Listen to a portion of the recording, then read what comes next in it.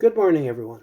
I would like to talk to you a little bit today about the persecuted church and the work of Open Doors Canada.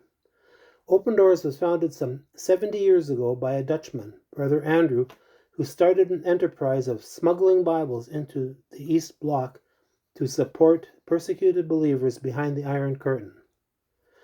Today, Open Doors is global in its reach. Its mission is to support and help, and in so doing, strengthen persecuted Christians living in countries where faith costs the most. Worldwide, more than 365 million Christians are subject to high levels of persecution and discrimination. That's 1 out of every 7 Christians globally. We know this because every year Open Doors researches the state of the persecuted church and releases its findings in the World Watch List. The World Watch List ranks the 50 most dangerous countries to live in as a Christian. The research tells us that persecution is multiplying around the world. As an example of persecution grounded in religious nationalism, take the case of Nigeria. In September of this year, comedian Bill Maher, a self-described atheist, attracted a lot of attention by condemning the murder and abduction of Christians in Nigeria as an attempted genocide. The perpetrators, groups like Boko Haram, ISWAP, and the Fulani militias, are all Islamic extremists.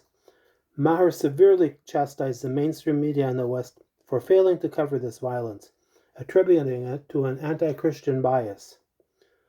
Alicia, will you please read us a World Watch List entry on Nigeria?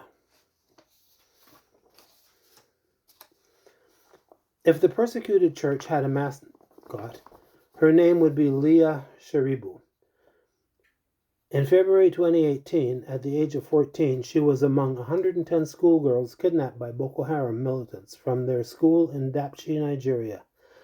Eventually, all the other girls were released, but Leah, the only Christian among them, was held back because she refused to renounce her faith, ignoring pleas from her classmates to pretend to convert to Islam. She remains in captivity to this day. Persecution in this region is best described as violence perpetrated by mobs under the banner of their religion, but largely outside of the formal structures of the government, though these latter often exacerbate the problem by turning a blind eye.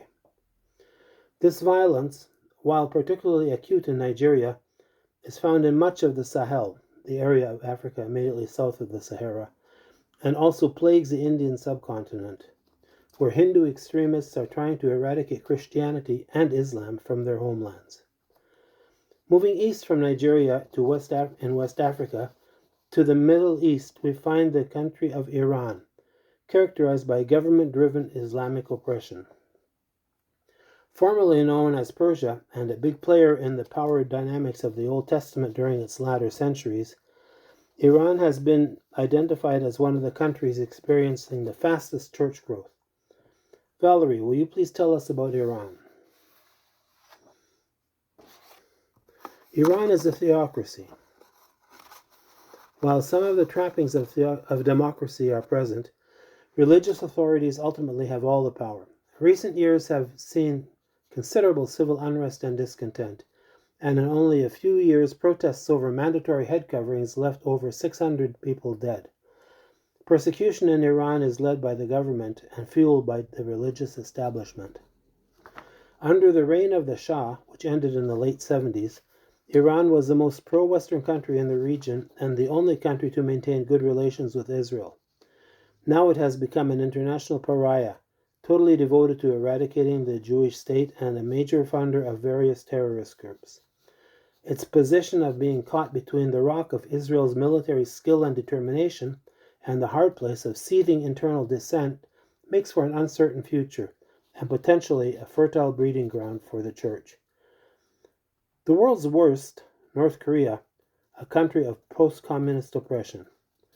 Continuing eastward, we reach the country of North Korea on the Pacific Ocean. According to Open Doors World Watch List, North Korea is the very worst place in the world to be a Christian. North Korea has 2 parallel prison systems, one that is only normally terrible, and the other that is a network of concentration camps with all the horrors one would expect: brutality and torture, high death rates due to gratuitous executions, even of children, and starvation.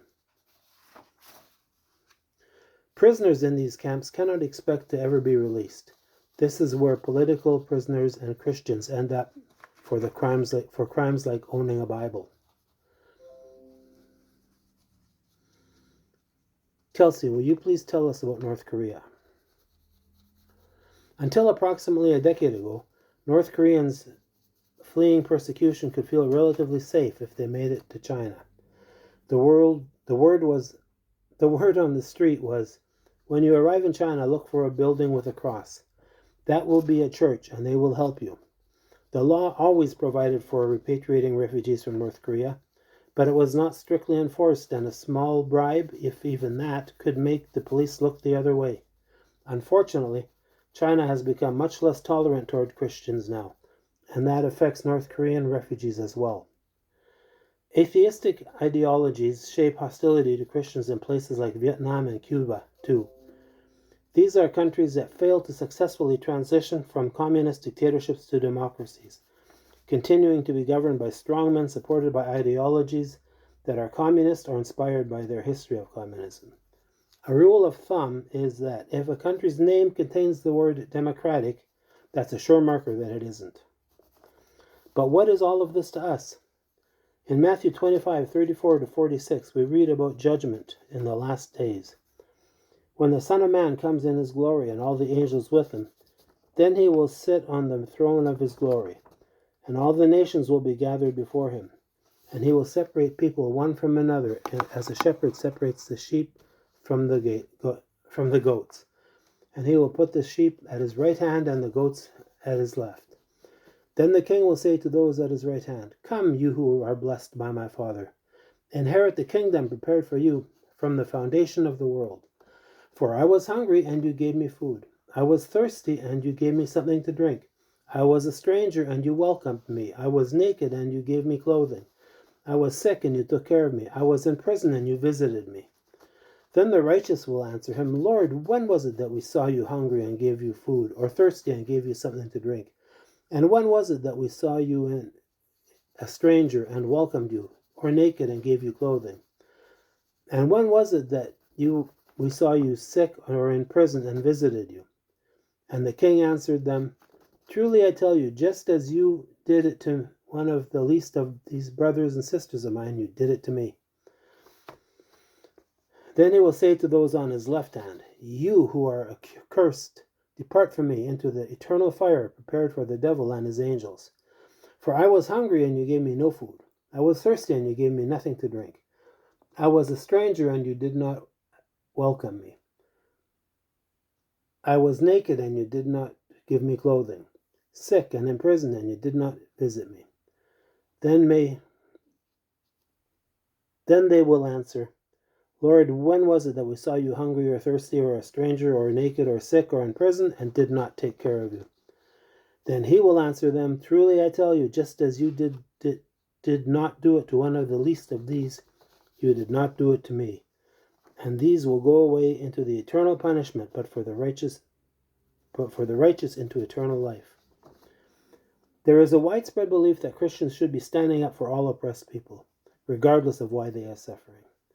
While there is some truth to that, this passage makes it amply clear that God holds us directly responsible for what we are doing for fellow believers who are suffering or in bondage.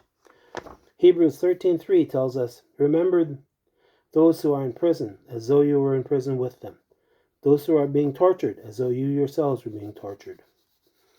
There are a number of organizations that help members of the persecuted church, in some cases as a part of a broader mandate advocating for religious freedom or human rights. Some of them seek to influence policies. Open Doors very specifically focuses on individuals who are suffering, providing trauma counseling to victims of violence, financial assistance to the bereft, or, more generally, prayer accompaniment to those who are struggling. According to the Open Doors publication, What We Do, Open Doors provides Bibles and other contextualized Christian materials in minority languages. In 2023, we distributed Bibles and Christian literature to over 1.8 million people worldwide. In the past year, Open Doors trained over 3.6 million persecuted Christians across the world. Trainings include leadership and discipleship courses, trauma care, and persecution survival seminars. Open Doors works to support persecuted Christians with emergency relief, community development, education, and medical care. This includes victims of both natural disasters and violent persecution. As we read stories of the hardship faced by Christians elsewhere, it can almost seem inconceivable what is expected of them. Even more astounding is the fact that in some of these countries, churches are growing at phenomenal rates, notwithstanding the brutality of the oppression. These believers could not be further removed from the stereotype of comfortable, self-serving middle-class Christianity. When they are asked how they would like us to pray for them, the most typical answer is not to have the persecution lifted, but rather to be given strength to sustain their faith and their witness through the persecution. If the church, they tell us, is not persecuted, it is not alive. There is some information for you at the back of the church. Please help yourselves. Derek, will you take it from here?